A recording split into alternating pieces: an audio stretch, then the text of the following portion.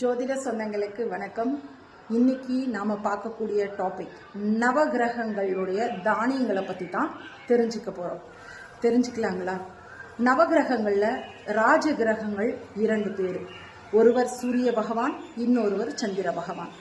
ஆண் கிரகங்களுக்கு தலைவனானவன் சூரிய பகவான், பெண் கிரகங்களுக்கு தலைவியானவன் சந்திர பகவான். இப்போ தலைவனான சூரியன்லேருந்து நம்ம ஸ்டார்ட் பண்ணலாம். சூரியனுக்கு உண்டான உகந்த தானியம் கோதுமை, சந்திரனுக்கு உண்டான உகந்த தானியம் நெல் அல்லது பச்சை அரிசி, செவ்வாய் பகவானுக்கு உண்டான தானியம் சிகப்பு நிற துவரம் பருப்பு. சரிங்களா? அது நம்ம உடைத்ததா இல்லை முழுமையானதா அப்படின்னு கேள்வி கேட்டிங்கன்னா எதுவாக இருந்தாலும் பெட்டர் தான், உடைக்காம இருக்கிறது நல்லது.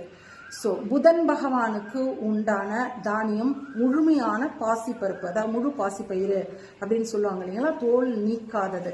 ஸோ அது தென் குரு கிரகத்துக்கு உண்டான தானியம் கடலை, கருப்பு கடலை. சுக்கிர பகவானுக்கு உண்டான தானியம் வெள்ளை நிற மொச்சை, வெள்ளை மொச்சை. சனீஸ்வர பகவானுக்கு உண்டான தானியம் கருப்பு எள்ளு. ராகு பகவானுக்கு உண்டான தானியம் கருப்பு உளுந்து. கேது பகவானுக்கு உண்டான தானியம் கொள்ளு. இப்போ விளக்கேற்றும் பரிகார முறைகள்ல சொல்லும் பொழுது சிலருடைய பரிகாரங்களுக்கு மட்டும் இத்தனை நம்பரு, இத்தனை எண்ணிக்கையில இந்த தீபங்கள் ஏற்றும் பொழுது அந்த விளக்குகளுக்கு அடியில இந்த தானியங்களை வச்சு தீபம் ஏற்றுங்க அப்படின்னு சொல்லுவாங்க. சரிங்களா?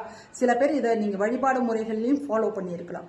அப்படி பார்த்தா இந்த கிரகங்களுக்கு இந்த தானியங்களை தீபத்துக்கு அடியில வைத்து தீபம் ஏற்றுவது சிறப்பான விஷயம். இரண்டாவது, இந்த கிரகங்களுடைய ஆற்றல்கள் கம்மியாக இருக்கின்ற ஜாதகர்களுக்கு அந்தந்த கிழமைக்கு உண்டான நேரங்கள்ல இந்த தானியங்களால செய்யப்பட்ட உணவுப் பொருட்களை சாப்பிடவோ இல்லை தானம் கொடுக்கணும்னோ ஜாதகர்கள் ரெஃபர் பண்ணுவாங்க. ஸோ இந்த கிரகங்களுக்கு உண்டான தானியங்கள் இவைகள் தான்.